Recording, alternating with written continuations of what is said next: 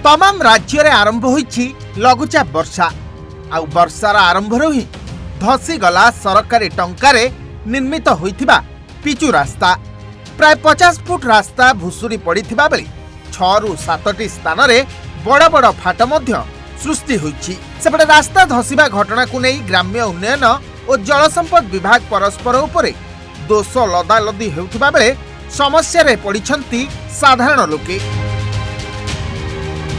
तेबे एही दृश्य हेउछि जाजपुर जिला बिंझारपुर ब्लॉक रो अंडाळुरु माटियाकण को संजोग करुथुबा प्राय 3 किलोमीटर लंबा रास्तार ग्राम्य उन्नयन विभाग अधीन रे लक्ष लक्ष टंका व्यय निर्माण होइथिबा एही रास्तार काम मात्र 1 मास पूर्वरु शेष होइथिला।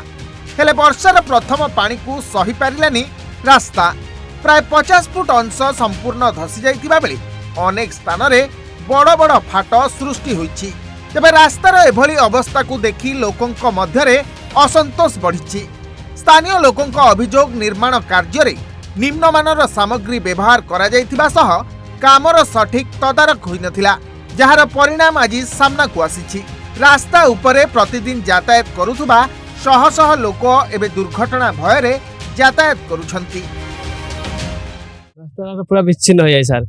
आम सब बाटे जावासा कर भल भल कर बेपार भल कर बेपार लाइन आ रास्ता सब खराब हो जाए तो तुरंत आम अधिकारी मान को कहूँ रास्ता शीघ्र बागाबागी करूँ।